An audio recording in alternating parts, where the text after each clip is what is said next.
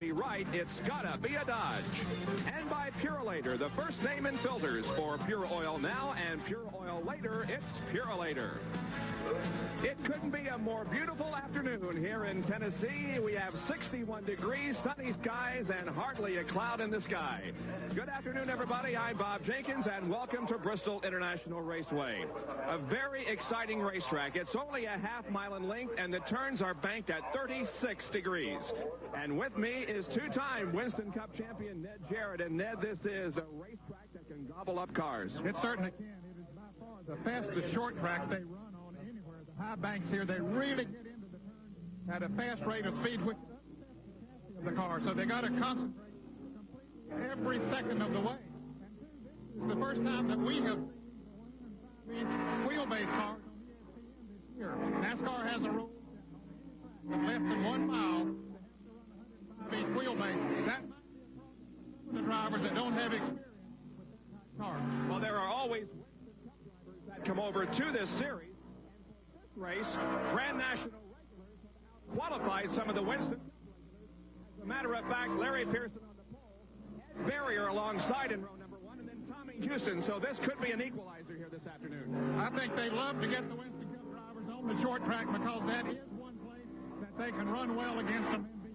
Let's get more on the pole sitter for this event as we go to the pit area and Dr. Jerry Punch. Thank you, Bob. Sitting in the Chattanooga Choose Chevrolet, defending Busch Series champion Larry Pearson. And Larry, you bested some of the all-time greats in stock cars in qualifying. Earnhardt, Gant, Morgan Shepherd, some of those guys starting back behind you. You got to feel pretty good.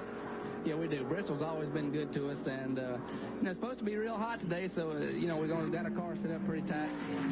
Hopefully, the racetrack will come to us when it gets hot, but those Winston Cup guys, you really got to worry about them being back there with you because they're going to come up and they're going to run you hard, so you just got to be ready for them. One of the local Chevrolet dealers by the name of Dale Earnhardt says you bought some parts from him and didn't pay for them, so he's going to repossess them today. Yeah, we were building a short track car, and we didn't have any tail light extensions, so got in touch with Dale, and he sent us some, and with all that money he's got, we didn't figure we had to pay him for them, so he said up here at Bristol he's going to get them back either on the track or somewhere or another, so I'll be looking for him to come up behind me and get his tail lights. Well, Earnhardt said he's going to knock those real tail light extensions off. Impressive qualifying run for Larry Pearson, over 117 miles per hour.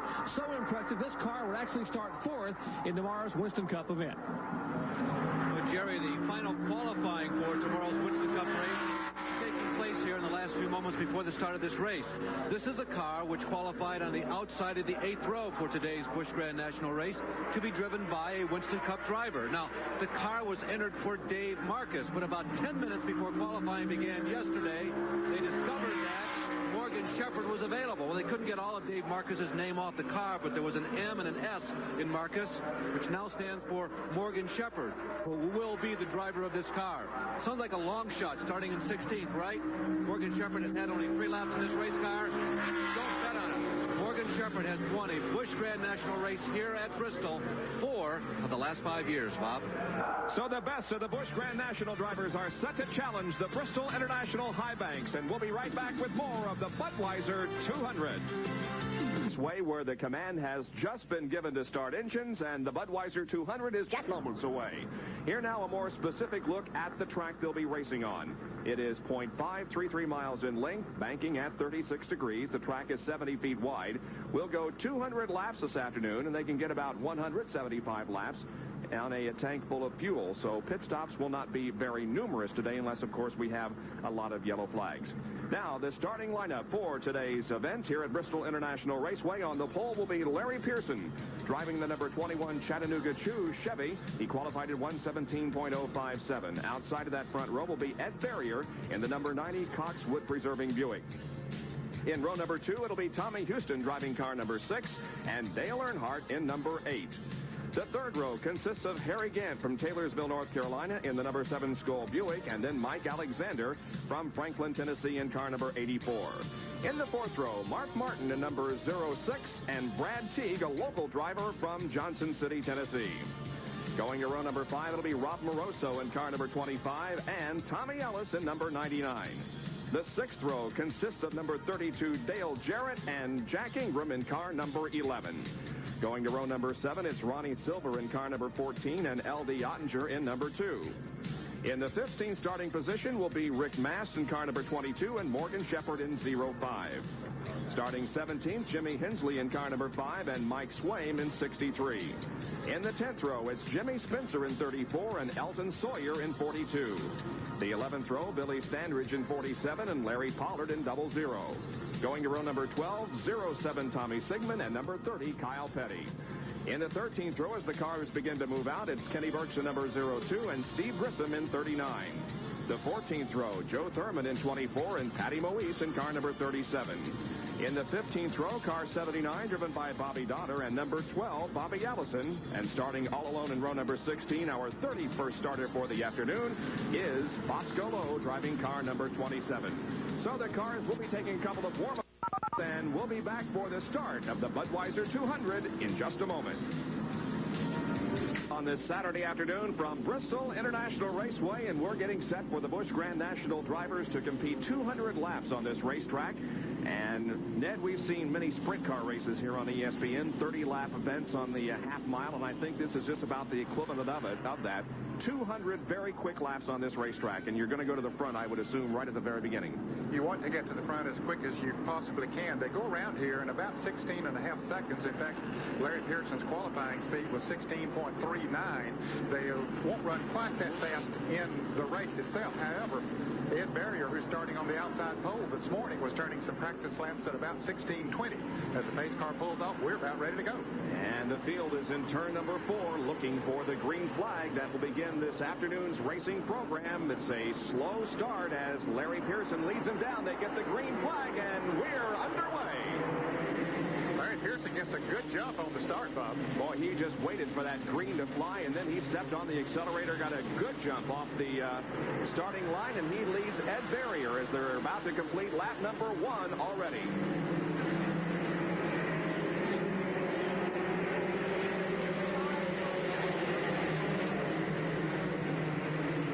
Starters through the first lap without incident, as into turn number 3 is Larry Pearson leading Ed Barrier. Tommy Houston is running third, followed by Dale Earnhardt. Then comes Harry Gant, Mike Alexander, Brad Teague, Mark Martin, Robbie Moroso, and Dale Jarrett. It didn't take Ed Barrier long to make up that distance that Larry Pearson got on the jump from the start of the race, Bob. That car is really working and running fast. He's a young driver, relatively new to the viewers here on ESPN, but he's a fellow that we're going to hear a lot of in the future. His dad, Max Barrier, was a driver for many, many years back in the 60s. Ed Barrier's from Winston-Salem, North Carolina. He qualified about, a tenth of a second slower than Larry Pearson. As we have a crash up in turn number 2, that's Patty Moise, who has come in contact, and Brad Teague loses control here on the straightaway, slides to the inside and hits the wall. Patty Moise up in turn number 2, however, was the original cause of the yellow, and I didn't see what happened to Brad when they slowed down, maybe a car in front of him. Evidently, as they came around to get the yellow flag, someone perhaps tapped him as he slowed down for the yellow flag, and he spun down to the inside. I don't think he hit the inside wall, and so it was ever so slightly. I don't think he did that much damage to his car. Patty Moise has pitted on the backstretch after the incident up there in turn number 2. I'm not sure whether she made contact with the wall or not. The car does not appear to be damaged. There is Brad Teague, who also spun here on the main straightaway, and as you can see, there is very little evidence of damage to that car either. So our first caution of the afternoon, but nothing for anything serious. Well, Brad Teague will come into the pits, and certainly one thing they will do, Bob, is check the tires, because one problem with spinning out, and it looked like it had his brakes locked, is flat spotting. Let's go to Jerry Punch in his pits. Brad Teague brings that Oldsmobile down pit road, and Ed, as you were saying, exactly what the problem is when they spin a car, they will flat spot a tire. That takes a really flat section of rubber off the tire. They came in, they will change 2 tires on the right side of Brad Teague's car. The signal being given to his crew that they'll go green next time by. So Brad Teague's car getting 2 right side tires, pulling the fenders away, and he'll be down and away. Brad Teague moves away now from pit road and goes back out onto the racetrack, but we are under a caution flag for the first time in the Budweiser 200. Raceway in Tennessee, as we are just about to get a restart of this race. There's the leader, Larry Pearson, leading Ed Barrier down the backstretch. We're under caution because of a couple of spins. Patty Moise lost control over in turn number 2, and then Brad Teague had a problem here on the main straightaway, but no damage to any of the race cars, and 31 remain on the racetrack. The pace car has already pulled off, and Larry Pearson once again makes it a very slow start. Off of corner number 4, the green waves, and the acceleration is on, and we're back to racing on lap number 6. Pearson does like to start him slow. Evidently, he has a transmission in that car that really lets him get a jump, but it doesn't take Ed Barrier long to get back to him. A lot of close competition out there. There you can see the first 4 cars are nose to tail on the raceway, and the 4th car there in line is Dale Earnhardt. And they're coming up very quickly on Kyle Petty in the Ford number 30, and evidently he has a problem of some sort getting left here in the very early stages of the race. The car just did not want to go when the green flew, so Larry Pearson now moves alongside and laps Kyle Petty.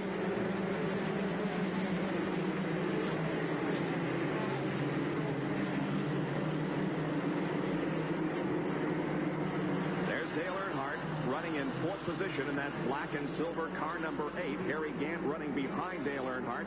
Then comes Mike Alexander, Mark Martin, Dale Jarrett, Rob Moroso, Ronnie Silver, Jack Ingram, and L.D. Ottinger, as the leader continues to be Larry Pearson, and he's pulled out now to about an 8 or 10 car length advantage on second running Ed Barrier. Larry drives this track very well. He won the last Busch Grand National race here last August.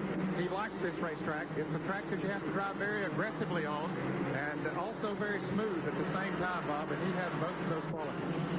There's Tommy Houston in car number 6. He's running in 3rd position right behind Ed Barrier. Tommy started this race in 3rd position in that Southern Biscuit Flour Buick, car number 6, qualifying at a little over 116 miles an hour. Houston now making a bid for the 2nd position. Inside in turn number 3, and Barrier's car washes to the outside, so Tommy Houston takes over 2nd. Here's Dale Earnhardt taking 3rd. Harry Gant moves to the inside, goes into 4th, and Ed Barrier is losing positions on the outer groove. Boy, you get out of line, although you can run side by side on this racetrack very easily because of the high banks, but still there's one groove always that you can run faster than anywhere else on the racetrack, and in the early part of the race they're all going to run in that groove when they possibly can, but it looks like Barrier's car is a little bit loose. The back end is not sticking as well as it should, and Jerry Punch has a comment on that. They were awfully concerned in the Ed Barrier pit this morning, man, that they were going to show a lot of tire temperature. In fact, they did blister a right front and left rear tire in the practice session this morning, so they're very, very concerned about a lot of tire temperature on those Hoosier tires that Barrier is running on. That may be one of the problems he's seeing right now.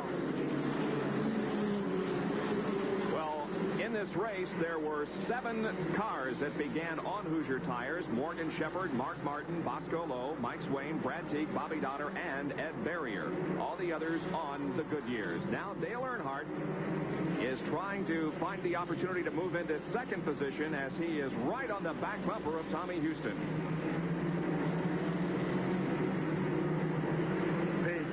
Yellow car we see coming into the picture is Mike Alexander. He's the current point leader on the Busch Grand National Circuit. His car looks a little bit loose in the turns right now, but Mike likes to drive a car that way. He likes the high banks here at Bristol. He has a lot of experience on this type of track, so he'll manhandle it around here, even though he's one of the smallest drivers on the circuit. He goes into this race about 60 points ahead of Dale Jarrett in the Busch Grand National point standings. Good racing here between Harry Gant in the green and white car number 7 and Mike Alexander in the 84. And this is for 4th position. Gant has 4th, Alexander 5th. Now some traffic being lapped in turn number 4. There's the leader, Larry Pearson. You can see the lead that he has over Tommy Houston. It has dwindled some now, Bob. Tommy Houston has caught up to Pearson. He had gone out to about a 2.5 lead, but now they've had him inside, and Earnhardt following right along behind Tommy Houston, who is Dale Earnhardt's wife's uncle. Teresa was Hal Houston's daughter, or is Hal Houston's daughter, and Hal, of course, Tommy brothers. And there is Dale moving to the inside of Tommy Houston down the backstretch. Look at this. They sort it out, and Earnhardt gets the position. Look at Gant move alongside of Tommy Houston, and Gant goes into third. So some positions being shuffled here as Tommy Houston got out of line. As a matter of fact, he's all the way back to fifth position as Mike Alexander went to fourth. Only a driver like Dale Earnhardt could make a move like that, Bob, and get by with it. He did it actually using a slower car that was right ahead of him, but somehow he managed to gain the positions. And I think that he realized that Tommy might back off and let him have a little bit of running room there. It's too early in the race to be taking any unnecessary chances. So there is Dale Earnhardt in the Goodwrench Chevrolet, a celebrity Chevrolet that he's driving here this afternoon in second position. And he's got about, as you can see, the interval here between first and second. Larry Pearson still with a comfortable lead at this point. Pearson's car still working very well. He can drive it where he needs to on the racetrack. He's taking it in low, lets it drift up a little bit in the center of the turn, and then brings it off low. And that's the fast way around this racetrack. Of course, as it goes on, they get a little more rubber and oil and grease on the track. You will see some of the cars start sliding up in the turns. So we have a Grand National regular leading, but here is the battle for second position between a couple of Winston Cup drivers. Dale Earnhardt in the number 8 and Harry Gant in the number 7. And then back and forth another one of the Busch Grand National regulars, Mike Alexander. A crash up in turn number 4 as Mike Swaim and Steve Grissom spin. There's also a car spinning behind that. The number 02 machine driven by Kenny Burks has also spun to the infield. And there is damage, very little damage to the number 02 car of Kenny Burks, but Mike Swaim's machine has a little bit of damage to it. There it is. You can see some damage on the left side of it in the front quarter panel. So Mike Swaim, who was the pole sitter in the Busch Grand National race at Daytona earlier this year, will come toward pit road. And you can see as he spun, the other car just getting into him, but Mike Swaim spun as he started off of turn 4 and slapped the wall pretty hard. And there's the 02 car down on the inside. The number 39 car of Steve Grissom was slightly involved, but don't think he hit anything. He continues on. The pit crew checking the Mike Swaim car, and they're going to take it behind the wall there. Yeah, the Steve Grissom car did sustain some damage, and he's going to have some sheet metal work done to that also. So our second caution flag comes out because of an accident up in turn number 4. The leader continues to be Larry Pearson. Dale Earnhardt is second, followed by Harry Gant, Mike Alexander, and Tommy Houston. We'll be right back. Once again on lap number 31. Here's the green flag, and Larry Pearson once again gets a good jump as the green comes out. We're back to racing. Into turn number 1, Earnhardt, Harry Gant, Mike Alexander, Tommy Houston, Mark Martin, Dale Jarrett, and Ed Barrier follow Larry Pearson. Earnhardt moves up very quickly on Pearson after Pearson got a good jump once again.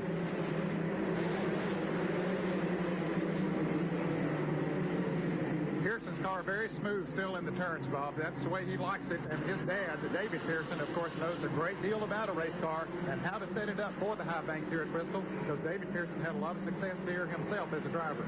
Larry Pearson, the defending Busch Grand National champion, but is 13th in points this year going into this event with only 2 top 10 finishes. He was 6th at Hickory and 7th at Darlington. Now a battle for second place comes along as Harry Gant moves to the inside to challenge Dale Earnhardt. And as they go into turn number 1, they look like they touch. Gant may have the slight advantage coming off the corner, but Earnhardt steps on the accelerator down the backstretch and pulls even with and now moves ahead of Harry Gant just slightly. But Gant and Earnhardt putting on quite a show here. And that's not unexpected at all, because both of these are very hard chargers. Gant driving a car that's built right here in Bristol, Tennessee, and he was one of the favorites, certainly.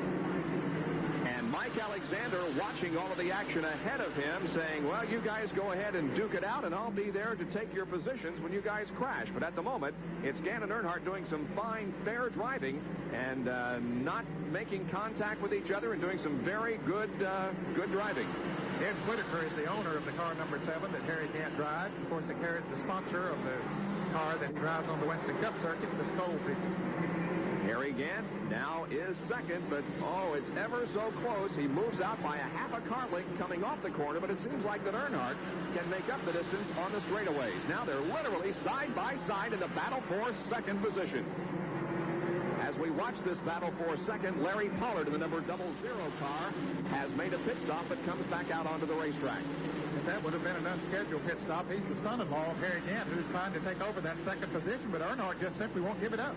And Mike Alexander, as we mentioned, is right there in that yellow car, number 84, watching all of the action ahead of him. This is 2, 3, 4, 5, 6, and 7 as Larry Pearson has a lead and is pulling away from everybody as these other drivers battle for position. And that does make a difference. When they were running side by side, Bob, they dropped off about a half a second a lap, and that allowed Larry Pearson just to run away out there all by himself with in fact, he has a little bit of lap traffic, but the real race is for second through the 9th position. That's right. There are 7 cars that are running nose to tail on the raceway. 2, 3, 4, 5, 6, 7, 8, and 9.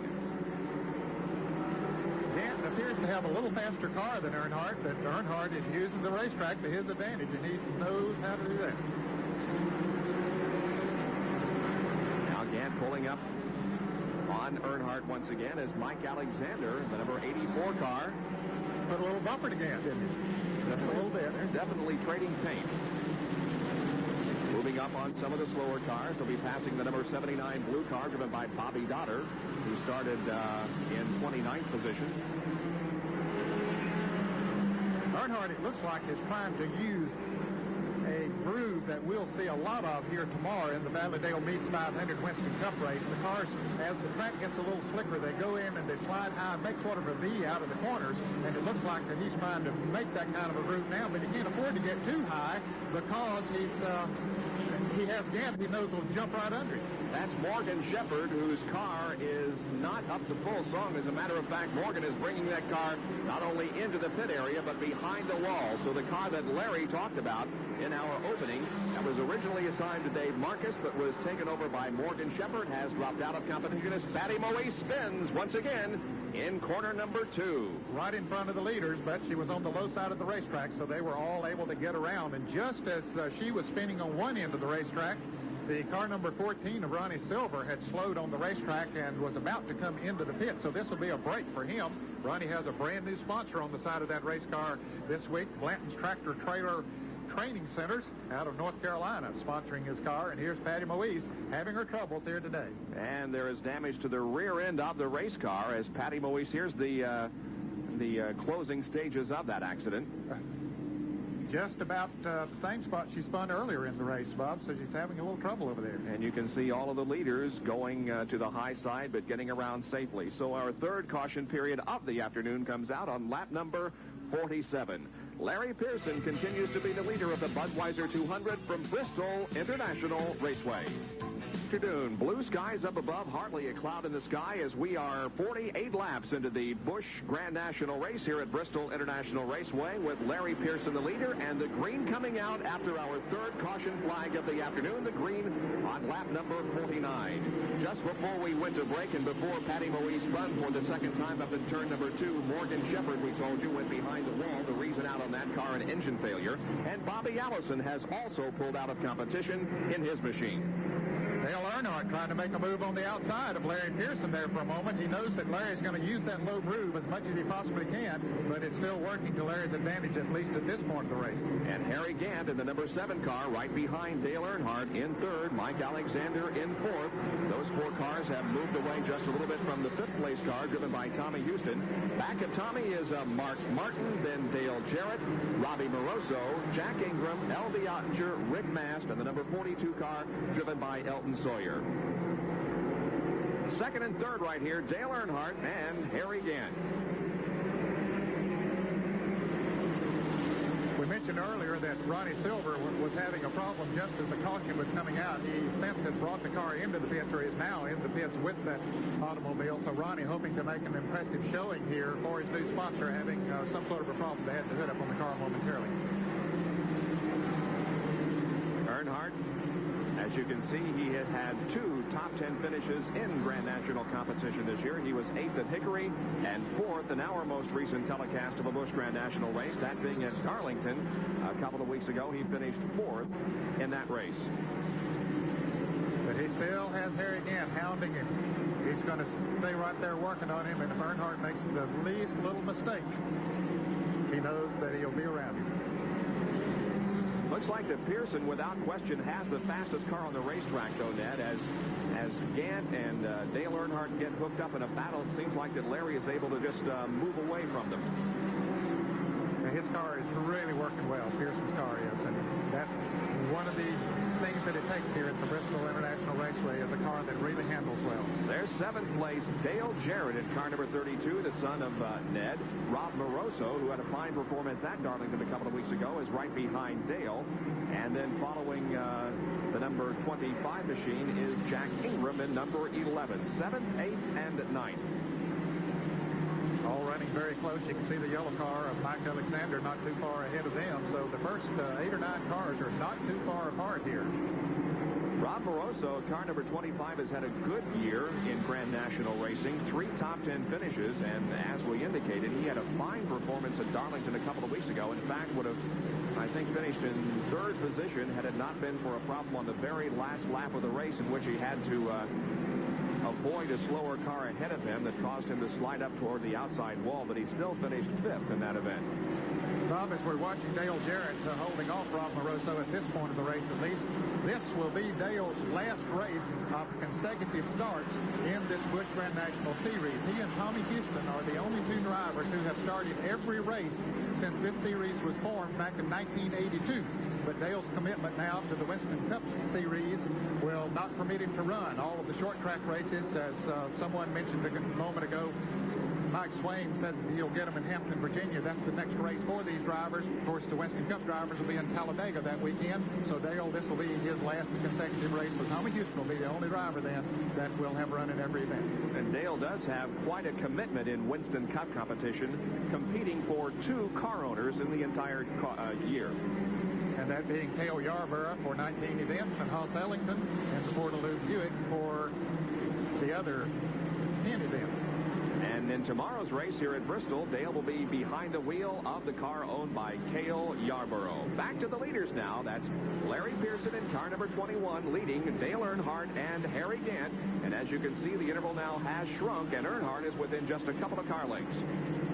He has caught up to Larry Pearson. Using a little different line, you can see Earnhardt is moving a little higher now. That's the group he wants to run. If he can get the car to working right there, he likes to go in, slide the car up about the 3rd lane on the racetrack, and then bring it back down to the low side. And he's beginning to make that groove work, Bob.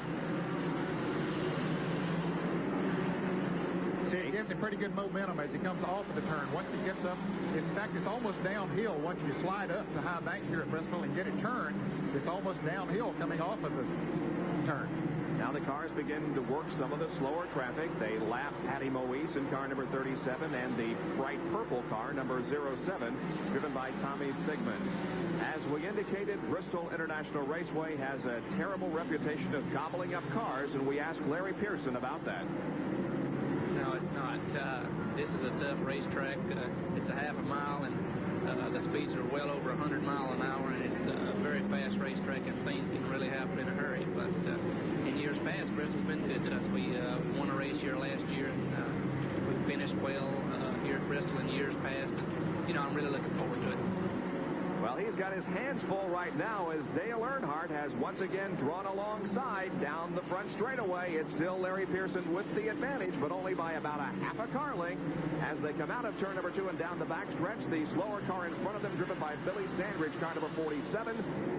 And into the 4th turn down the straightaway once again. It is still Pearson leading Earnhardt and Gant, but it's a great close race.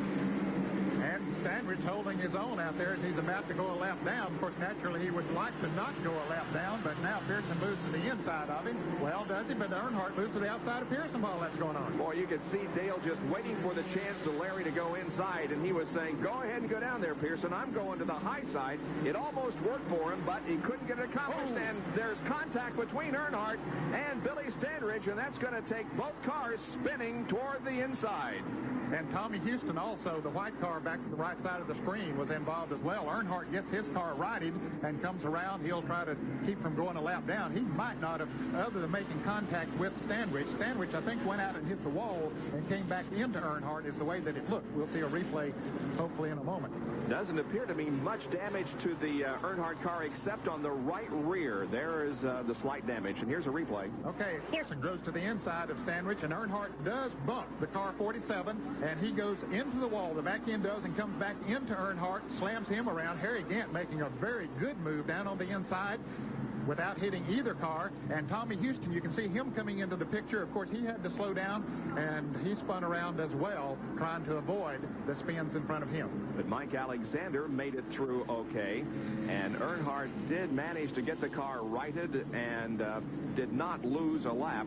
But as we indicated, there is some slight damage on the right rear of that race car. As to whether it will affect the running of the car, well, we'll have to wait and see. The yellow out on lap number 71 at the Budweiser 200. Raceway for ESPN Speed World on this Saturday afternoon. Busch Grand National Racing. The green flag waves and we are underway once again. Lap number 81, we resume competition as Larry Pearson jumps out into the lead once again. Gant running second. Mike Alexander is third, and Gant now sneaks up on the rear end of that Larry Pearson car. Well, Dale Earnhardt was a buffer between he and Larry Pearson before. Gant was not able to get around Earnhardt. Let's see what he can do with Pearson now. 15 cars are on the lead lap.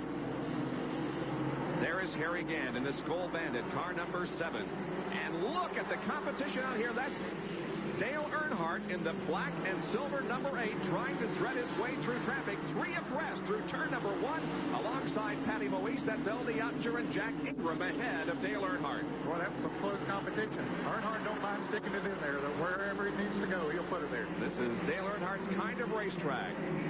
Loves to get out there and mix it up. And he's trying to get back up toward the front once again after that incident with Billy Standridge. Car does not appear to have suffered any problem, any slowdown because of the accident. I think that he very wisely did not lock the brakes down when he was spinning around, and that would not flat spot the tires. So, as you say, it doesn't appear to have done much damage because he's trying to make his way back to the front. There's L.D. Ottinger in car number 2. L.D. began this race from 14th position. L.D., a former national champion of this division. Here's Earnhardt as we see him trying to... L.D. bumps Jack Ingram just a little bit, and Earnhardt dives down on the inside of L.D., taking advantage of that slowdown period. We see they're coming up on Patty Moise in the Crisco car number 37. Earnhardt moving right on the inside of Jack Ingram, but the hole closed up on him before he got to the next turn.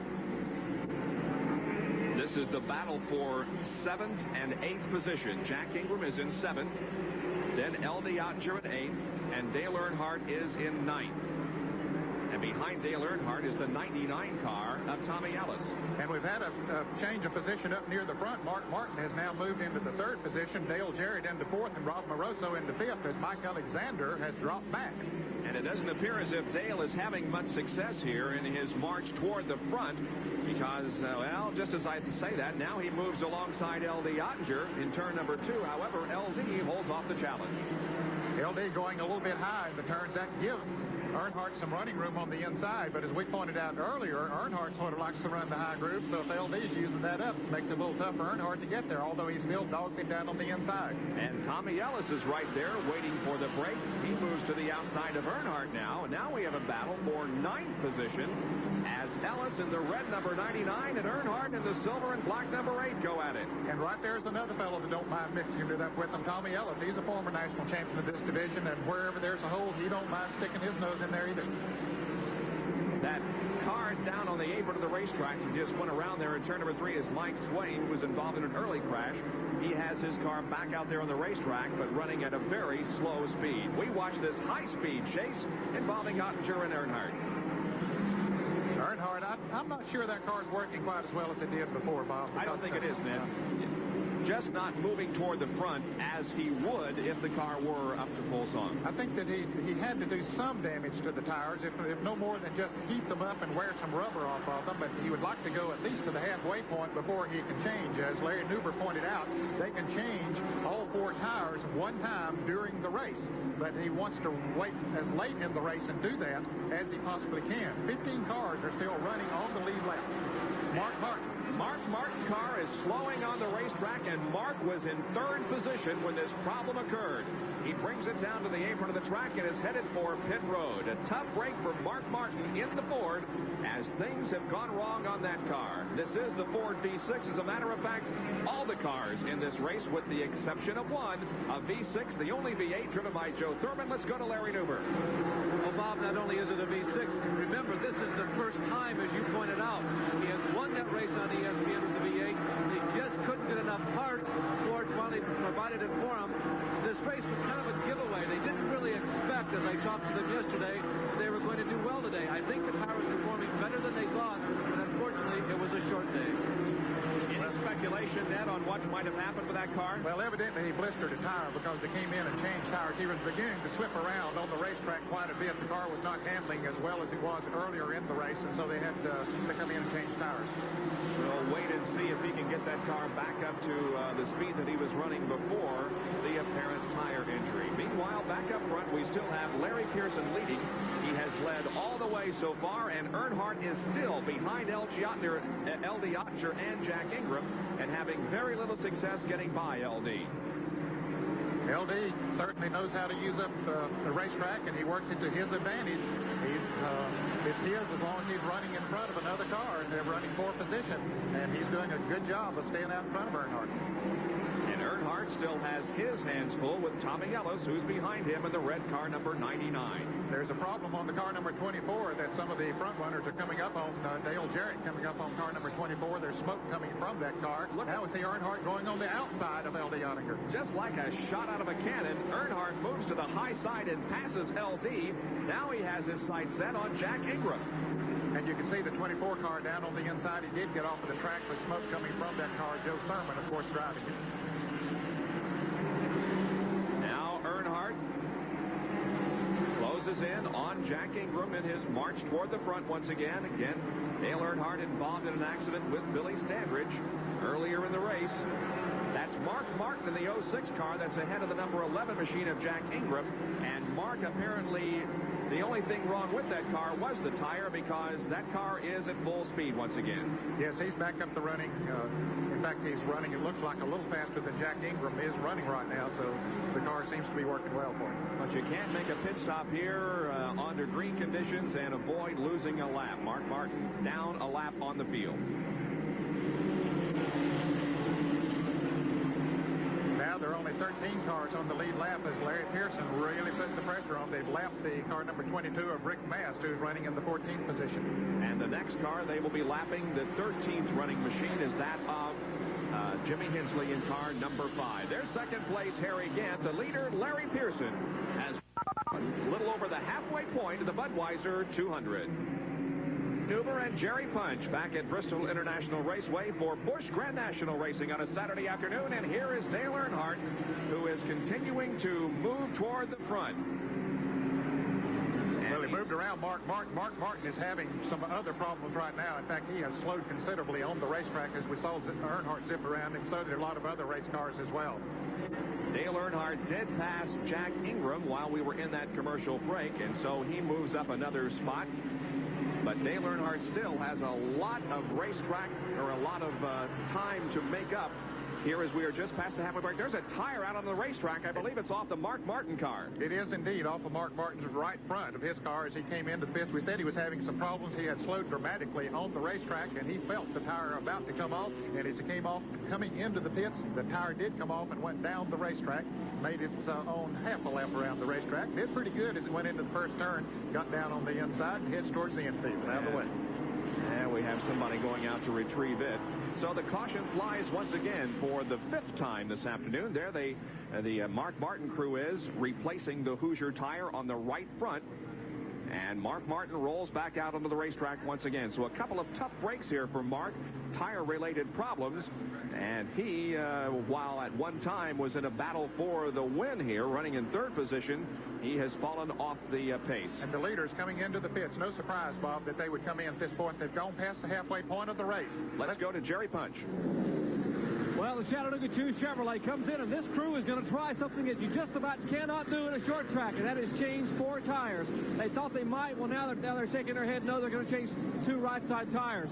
Dale Jarrett's also in changing right-side tires for Portaloo Oldsmobile. Here's Larry Pearson back down. They're going to change left-side tires. Yes, they are going to change 4 tires on Pearson. Ricky Pearson, the left front tire. That's Mike Hill, who works for Junior Johnson and Terry Labonte, the Budweiser crew, changing the left rear tire. Here's the pace car. Watching the car is Pearson's car now, still on the jacks. Left side tires are on. Great pit stop. 28.5 seconds for Larry Pearson. And that's plenty of time for him to get back out on the racetrack without losing a lap, since we are under caution. And there is Dale Jarrett, who also moves back out onto the racetrack. And he also changed 4 tires, too. So good work by John Irvin and his crew on that car. And as Jerry Punch pointed out, even though they're running under caution, it is very difficult on a track of this size to change 4 tires and not lose a lap. But both of those crews did it, and did it in very fine fashion. Here's Jack Ingram in the pits in the Skull Bandit Chevrolet. Jack just simply caught up to the field before he came in, so they're changing right side tires on his car. And here's Earnhardt after getting a tire change. And also some fuel in that car as Jerry Punch once again reports from the pit area. Jack Ingram's crew trying to do what they saw Larry Pearson's crew and Dale Jarrett's crew do. That's change 4 tires. Owen Edwards, Roy Lee Jones, 2 of the men have been with Jack Ingram for many, many years through 5 national championships.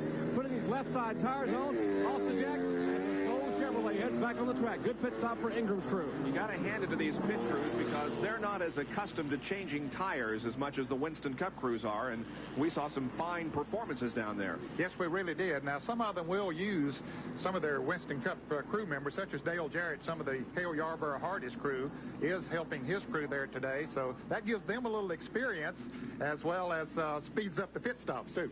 Well, Harry Gant now is the leader of this race, but he did not make a pit stop. And we'll be back with more of the Budweiser 200 right after this. Out to go racing again as Harry Gant has the lead, but he did not make a pit stop. Was that a smart thing to do at this point, Ned? In my opinion, Bob, it was not a smart thing to do. However, his car seems to be working very well, but most everybody felt that they did need to change tires sometime during the race, and if you did that just past the halfway mark, then you'd have no problems the rest of the way. But Harry Gant chose to stay out there. Maybe he'll go all the way. Maybe he won't even make a pit stop.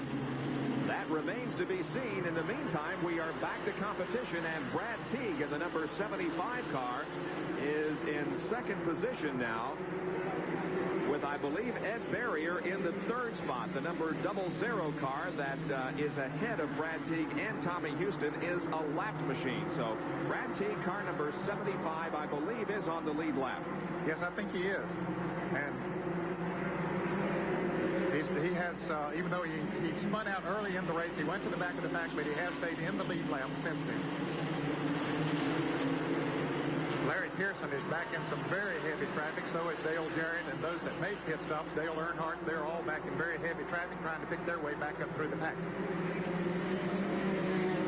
You see Mike Alexander in the yellow car. He only changed right side tires on his car. And he moves alongside Ed Barrier as we go back and look at the progress of Larry Pearson. Larry taking the high road now here in the third and fourth corners. And that is L. Diacher in number 2 right ahead of Larry. Larry looks to the inside now going into turn number 1. But still, we have some contact off of corner number 2 as somebody was slow coming off the corner and some paint traded. However, nobody in trouble. This is the first time today that Larry Pearson has had to pass into the front-running cars, Bob, those in the lead lap, because he had led every lap and sort of had the racetrack to himself out there. It's a little tougher now as he's lapping the cars that are in the lead lap. Well, let's take a look at what happened there in the second corner a lap ago as some traffic got slowed down ahead of Larry. That's Jimmy Hensley's car, the yellow car that got bumped by Rob Moroso in car number 25, and that slowed the other 2 cars behind them. L.D. Ottinger had to back off the accelerator momentarily, and Pearson did too. Couple of problems for Mark Martin has eliminated himself from a win. Let's get a further story from Dr. Jerry Punch. Take a look look at the wheel on the right front of Mark Martin's car, this is the one that came off as it came through turn 4. The wheel just came apart. Here's the center part of the wheel, and it's extremely hot. I'm trying to hold it with a cloth here, and it's steaming. But the center of the wheel completely broke away. The wheel sheared off and came rolling down the racetrack. Fortunately, no one was injured. This wheel now being impounded by NASCAR for official inspection after the race. So that was Mark's second problem. And look at, there's Larry Pearson banging into Jimmy Hensley there at the third turn. Larry is saying, get over, guys. I've got a fast car, and I need to get toward the front. There is really some heavy traffic and, as you say, some tank-changing place out there on the racetrack. And not unusual on this type of a racetrack. Dale Earnhardt and Dale Jarrett going through the same thing, just a little ways behind Larry Pearson. But Pearson driving very aggressively as he comes back up through the front, working on Rob Moroso now. And this is just a prelude of what you'll see tomorrow as we present Winston Cup Racing live at 1 o'clock Eastern Time tomorrow here at Bristol. Well, here we see Pearson trying to follow Jimmy Hensley on the outside, but that didn't work. He bumped right into Hensley. Then he tries to move to the inside and does so after he gets Hensley out of shape. Now there's Ed Barrier in number 90, Rob Moroso in 25, and Larry Pearson in 21. And once again, Larry making contact with Rob Moroso, and the car getting a little bit squirrely out of turn number 4, but everybody holds on and keeps the car headed in the right direction. And there is Dale Jarrett, meanwhile, who has come out of almost nowhere, and Dale Earnhardt, who are challenging and now passing Larry Pearson. Well, they took advantage of the situation of Pearson trying to move by on the high side. They just simply moved to the low side of the racetrack and went right on through. But now they got Rob Moroso to contend with, who Pearson was not successful in passing. And again, we'll take a replay of Larry Pearson bumping into Rob Moroso. Yes, he does. He gets his left front fender in there, gets Moroso a little out of shape. That allowed Dale Earnhardt and Dale Jarrett to catch up to them. And while Pearson was on the high side of the racetrack, Jarrett gone under LD Oettinger. Here now is Dale Earnhardt moving under Dale Jarrett, and Pearson right back up on the back bumper of Jarrett. A lot of good racing back there. Just some great competition. Earnhardt now looks to the high side of Rob Moroso coming off the 4th corner.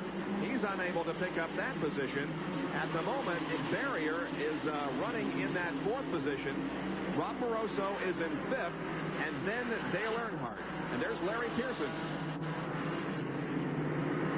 Pearson has now moved back around Dale Jarrett. Pearson still has one of the fastest cars on the racetrack. He just got in a situation there, Bob, that he just simply couldn't get out of. He got a little frustrated there for a moment, and it cost him some positions, but now he's settled back down and going to try to pick him back up. Earnhardt on the high side of the racetrack.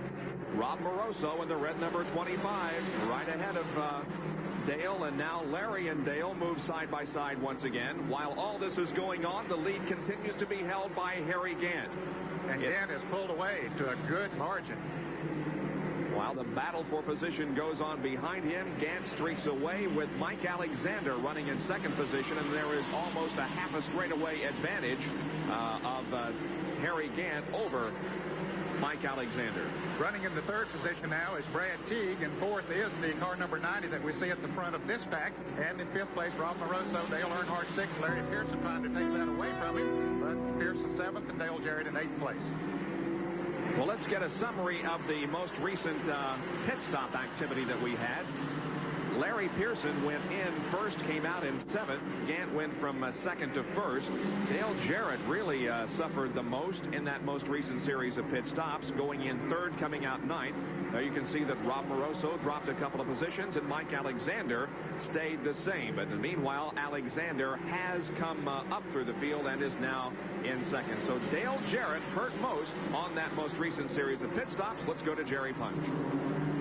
One of the reasons they took a little extra time here in the Dale Jarrett pit is this tire right here, the left rear tire that John Irvin and the crew took off. They're a little bit concerned. After 109 laps, this tire was beginning to separate a little bit. Early blistering. See these little holes in the tire where the rubber was starting to bubble up and come away. There's quite a bit of concern about the Portaloo Oldsmobile and Dale Jarrett after seeing this tire come off the car. So that is the reason why Dale Jarrett was a little bit slower coming out of the pits than some of the others. Jarrett, however, is right in the thick of things here in this battle involving several cars for position. They still have not been able to, Larry Pearson has not been able to move around Rob Moroso. Rob is really doing a great job out there. The 20-year-old just hanging on to that 4th position and not giving to anyone. Moroso has a great future ahead of him in stock car racing. His last 2 performances have been very, very impressive. There's L.D. Ottinger, who is behind Dale Jarrett now, as this string of cars comes out of corner number 4 and onto the front stretch once again, passing Tommy Sigmund in the number 07 machine.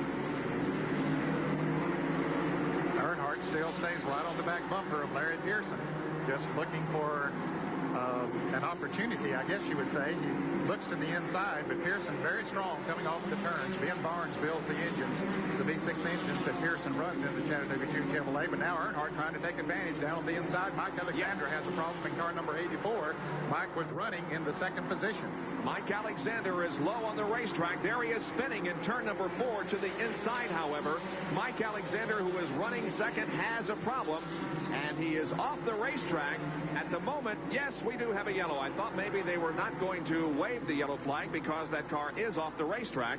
However, now the yellow comes out, and the field's speed is reduced once again. Well, now what will Harry Gant do? Will he make a pit stop? He had pulled away. He didn't want to see this caution at this point, Bob, because he had a very good margin of almost a half a lap on the field, and we'll see whether he's going to stay or not. Let's go to Larry Newbert about this. Annette, I was just talking with Jim Harmon, Harry Gant's crew chief, and Jim says that from the cockpit, Harry says, hey, I don't want to stop. The longer I run, the better this car seems to feel. I think that I can go the distance. Jim, what do you think? Jim and Carter Ed Whitaker talked it over. They said, yeah, we think so. Harry says it's not worth taking the chance to come in and pit when things are going so well. They're going to try and go the distance if all things remain as they are now. Well, you remember they tried to go the distance at Rockingham back earlier in the year, and they miscalculated there. Harry Gant had a good lead, but he saw it evaporate as he ran out of fuel. Maybe he can make it today. Well, we'll answer that question in a few more laps as we are at Bristol International Raceway for the Budweiser 200, and we'll be right back. Bristol International Raceway, because of Mike Alexander's spin down in corner number 4. The track has been cleaned up, and we should go back racing in just a moment. Harry Gant slowed down there for a moment, but as you can see now, he's pulling alongside the pace car, actually passing the pace car, at least for the moment. And there's something wrong. Yeah. Something wrong with that car. I don't know what the situation is. He's pulling completely off the racetrack now. Well, we'll check on this situation, as it appears as if Harry Gant may be coming into the pits for a stop. Yeah, he is moving toward his pit in the backstretch. As they were being given the signal for one more lap to go, so maybe they decided, hey, we might need a little bit of fuel, and that's exactly what they're going to do, is put in some fuel on the car rather than take the chance. Well, they are going to penalize Harry Gant a lap because he passed the pace car. He did, indeed, going into the pits. He ran past the pace car before he got to the entrance of the pit. So, boy, that's a very costly mistake by Harry Gant. Boy, it sure is. Gant was in a position to win this race. Speculation, of course, from Larry and from the crew members that Harry might elect to go the entire distance, but instead he decides he's going to have some fuel. He comes in the meantime, loses a lap because he passed the pace car. The lead is held by Rob Moroso in car number 25, and a scramble behind him as Dale Earnhardt and Larry Pearson head toward the front. Well, Larry Pearson went very high. In fact, there's something wrong with Larry Pearson's car. He went high again in turn 4. He went high in turns 1 and 2. He might have a tire going down or something because Earnhardt went around him, then Dale Jarrett went around him. Rob Moroso is the leader. Earnhardt has moved up to second, Jarrett in third. Now Larry Pearson appears to be back. No, not quite. This car is still not running as to where it was a few laps ago. Mike Alexander passes number 84. Here comes Tommy Houston in the 6 machine and Jimmy Hensley in the 5. Larry Pearson is losing ground. Tough break. Boy, he's had a bad year after winning the championship 2 years in a row. Here's Jack Anger moving around him, but Pearson just can't get things to go his way all day. I mean, he has run good in most every race this year, but he's just had all kind of problems. What's the problem, Jerry? Well, they think they may have a right front tire going down on Pearson's car. He's radioed in. He's going to try to make it a few laps and see, but the tire apparently leaking down very slowly. The car said it just wouldn't handle. Got off the loose in the corners. They're standing by, and Larry Pearson now getting ready to make an entry on the pit road. He's headed your way, Jerry, so we're going to throw it back to you to call this pit stop. Larry Pearson brings the car to a halt at the field now, coming through turn 3 and 4. Right side tires apparently going on the Pearson car here. And the Jack and the car. Pearson revs the engine in the back there. Wants to get off pit road as soon as possible. 2 tires on. 14.5 seconds. Pearson down and away. Larry Pearson comes back out out on the racetrack. There's a great battle for the lead as Dale Earnhardt and Rob Moroso slug it out. This is perhaps David against Goliath here, as David right now, number 25, also known as Rob Moroso, tries to hold off the veteran and Winston Cupper, Dale Earnhardt. Larry Pearson did go one lap down during that pit stop, but Moroso now, when he looks in the mirror and sees that black and silver number 8 it is, that has to be an intimidating situation, but he's holding on, Bob. Well, Rob is showing some real class here in staying ahead of Dale Earnhardt. Earnhardt, I would think, is not playing with Rob, so to speak. He'd like to get around him and just pull away and put this one in the bag, but he's unable to do so. Moroso doing a nice job of holding him off. Yes, he is. He's doing a very good job. Earnhardt tried down on the inside. That didn't work. Cost him a couple of car lengths, but he's right back on him again. So the question becomes, can Rob Moroso win his first Busch Grand National race? Now here's Earnhardt pulling alongside and challenging in turn number 2, but once again, Moroso, it looks very strong.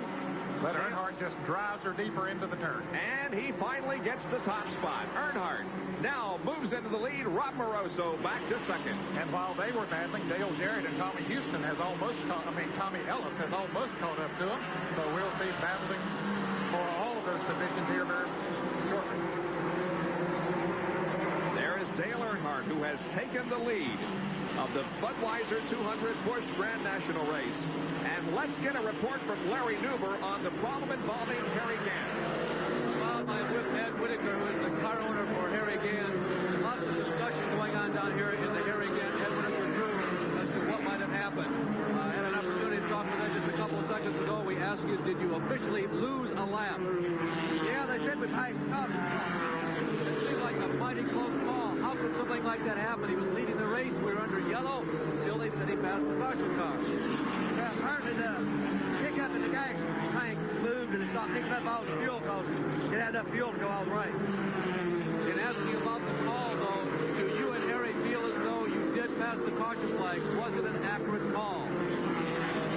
I'll have to look at the tape and see. I don't know. Okay, Harry made the last-minute decision to not go the distance net.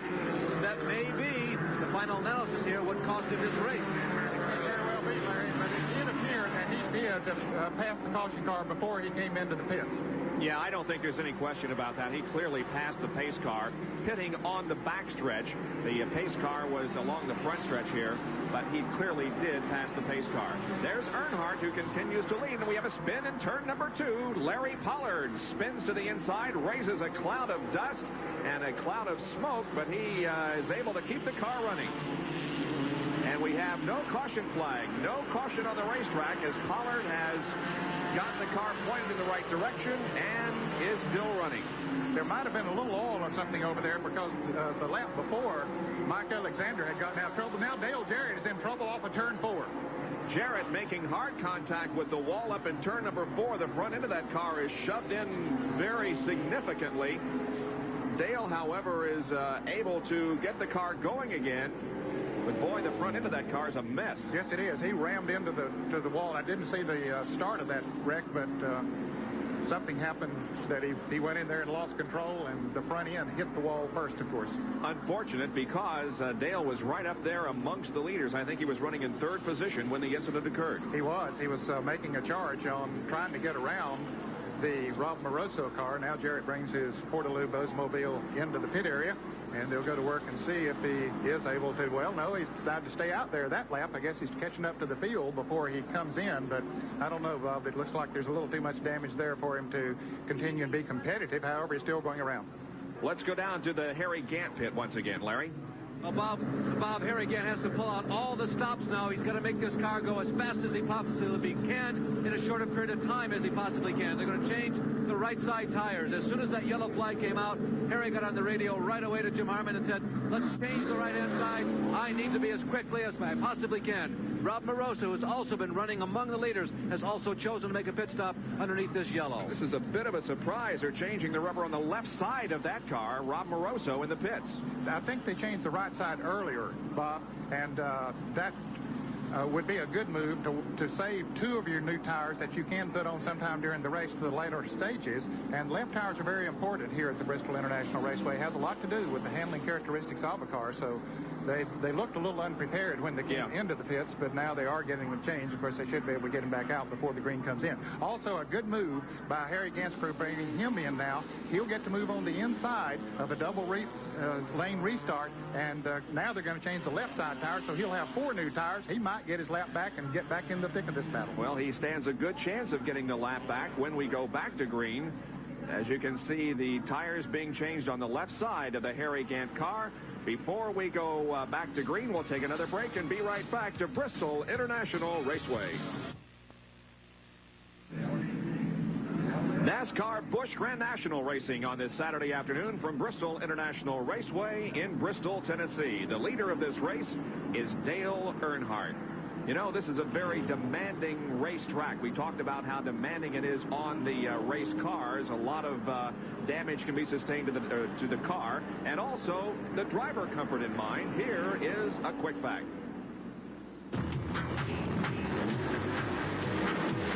Has, always will. The helmet tops off the list of all the interior customizing that is necessary here at Bristol for driver comfort. It's as light a weight as the driver feels safe with. Everyone uses the shoulder strap. I'm sitting in the seat as it normally is positioned. Here is the Bristol location. The seat has been customized. Extra pieces are added on. Some of the drivers choose to use the horse collar to further aid the neck muscles in keeping the neck upright. At the beginning of the piece, I said this was all done for driver comfort. Not right. It's driver necessity. Well, it certainly is driver necessity, and there is a lot of strain on a driver here. There's a lot of G-forces and a lot of centrifugal force as they go into the turns here, and the driver who had a stressful situation is with Jerry Punch. Well, Dale Jarrett sitting here on the pit wall trying to get his breath, and Dale, a tough break for you. What happened out there? Well, there's somebody out there putting down something all over the racetrack, whether it's rear end grease or oil or something. I almost lost it in one about 2 laps before that. I was trying to find where the grease wasn't, but, you know, a couple other cars almost spun out. It just so happened that I did, and, you know, for no reason at all, messed up a perfectly good race car that's very capable of winning this race. We had the Portaloo Oldsmobile running extremely well. I really think I had a shot at beating Earnhardt there. We were just trying to saving our tires to the end, and just one of those things. Took a pretty hard lick up there. You all right? Yeah, I'm okay. It didn't hit that hard, just hard enough to knock us out of the race. Just Bristol. That sums it up. Just Bristol. Good closing comment by Dale. That's just Bristol, and that, as Jerry said, sums it up pretty good. Good crowd on hand here this afternoon for our Busch Grand National race, to which we will be back in just a moment. Comes back out on the Budweiser 200 on lap number 173. 27 more laps of this 0.533-mile circuit. The Budweiser 200 will be history. Dale Earnhardt is the leader of the race. Second is Tommy Ellis. And in third position as cars scramble up there in corner number 4, Larry Pearson, way out of shape, but he saved it. There he is, and he's going into turn 1 and up against the wall, and a lot of cars spinning around. The car number 575, Harry Gant, slid sideways, but he's going to be able to get around okay. But Ed Barrier's involved. Brad Teague was in that. So was Rob Moroso, Patty Moise.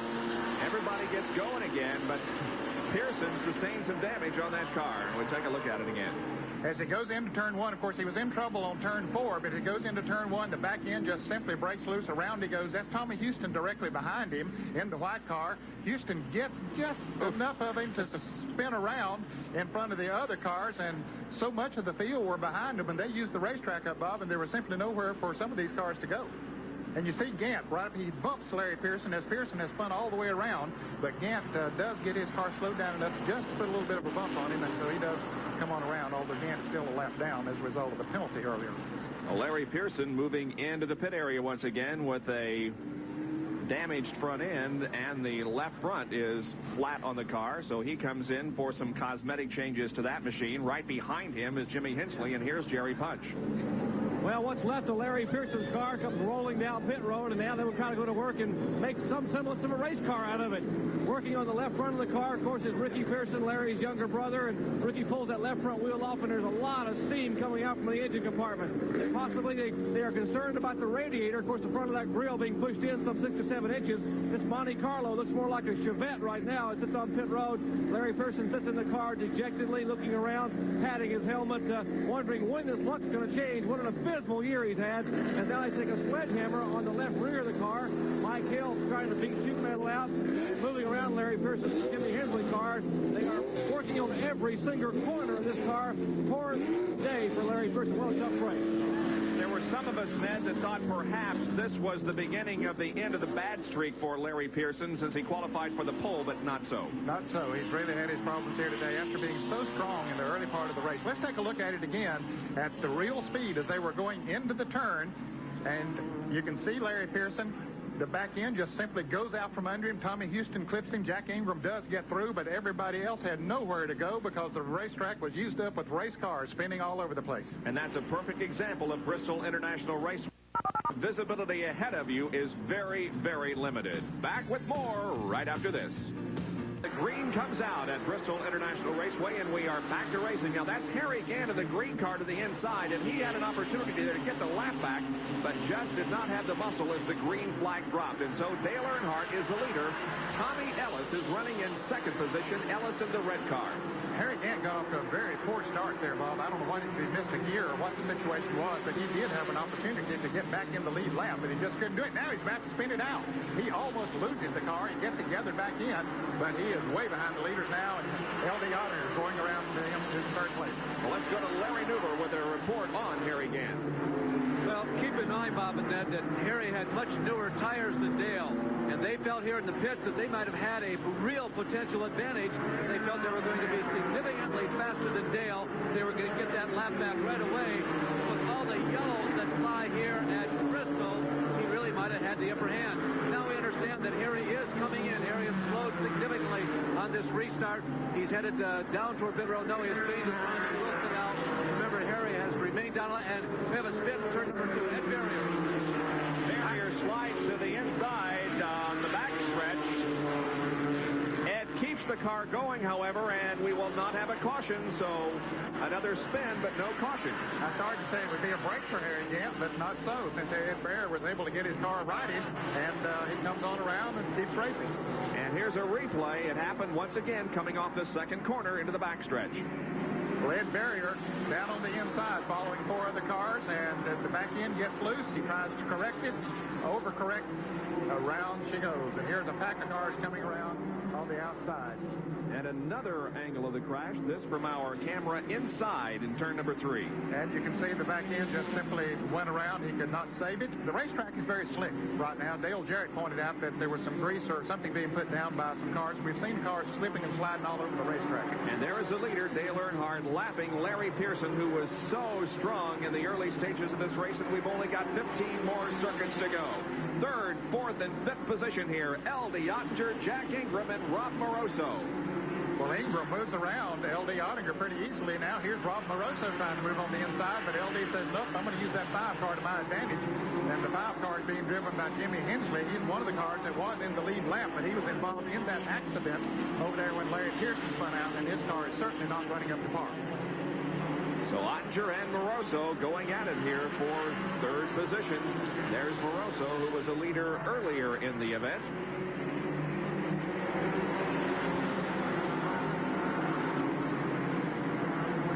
Also racing with this group is the yellow number 84, driven by Mike Alexander, and the black number 14, driven by Ronnie Silver, as now LD lengthens and opens it up just a little bit. And, of course, the 84 car, Mike Alexander, is 1 lap down as a result of the spin earlier, and the car number 14 lost many laps in the pits, but he's LD Ottinger loses it in turn 2.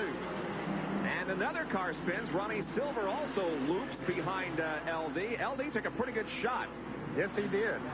You can see the left front of the Detroit Gasket Buick all banged up, and Ronnie Silver, who was out just trying to make laps, and he had lost a lot of laps earlier, and he was just trying to gain as many points as he possibly can, but he was right in the middle of that situation. Well, let's take another look at it, and once again, it's in turn number 2, Ned. That's where most of the accidents have been this afternoon. It has. It has to be oil on that track, as LD was out by himself. No other car close to him, and the back end just simply goes out from under him, just the way that we saw Ed Barrier just a moment ago, and Dale Jarrett apparently up on turn 4. So there is a lot of grease and oil out on that racetrack right now. You see LD out in front of the pack, and the back end just simply goes out from under him. And everybody else doing a nice job of avoiding, but unfortunately Ronnie Silver was kind of squeezed and had to get on the binders, and he too spins to the inside. So a lot of damage to the Ottinger car. However, no serious problems. They are going to have to clean up the debris on the backstretch, however, before we get a resumption of this race. So the yellow is out for the 9th time on lap number 191, and we'll be back with the finish of this event in just a moment. 96, and Dale Earnhardt has the leader with Tommy Ellis second, Jack Ingram third, Rob Moroso fourth, and Ed Barrier is in fifth. However, only the first 4 cars are on the lead lap. This completes lap number 196.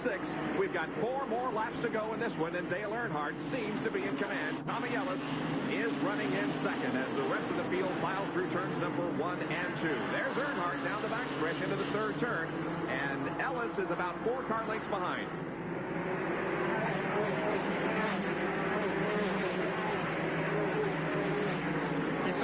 The measure of Ellis as far as the handling is concerned, but Bob, there might be some question whether Earnhardt can go all the way on fuel. In his early spin, there was damage done to the inlet where they put gas in, and they were not able to get any in, so he's really sweating it out whether he can go all the way, but he's only got a couple more laps to go. He's got 2.5 more circuits of this racetrack here at Bristol to complete before the checkered flag comes out.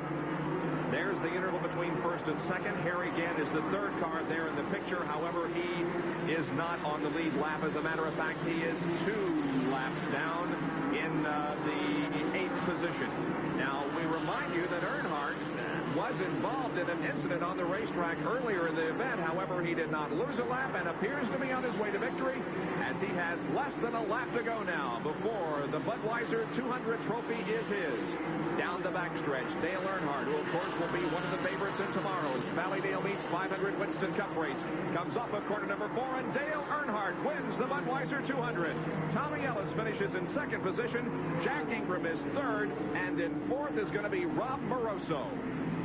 There's the happy Goodrich crew of Dale Earnhardt, who waves to the fans and our camera in turn number 3, giving us the okay. Nice win for Dale Earnhardt, who ran this race for the most part without a back bumper, and that's not an easy thing to do here on this kind of a racetrack.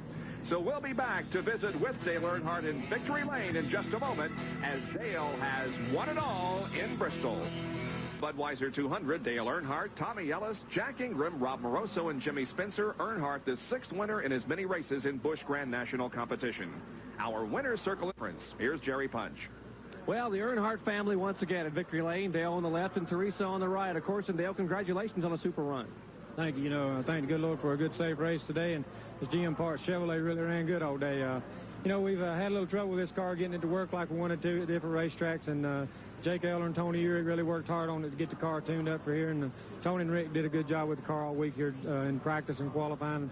Felt like confident we had a good, steady, competitive race car, and the Fisher engine ran good all day. So, we just got our brakes are at the end. We got a bad brake at one time, spun on the back stretch, and the car still ran good with flat spotted tires on. And once we got the 4 new ones on about the 106th lap there or so, and the car really ran good from there on. It was just sort of trying to stay out of trouble from then on, just run consistent.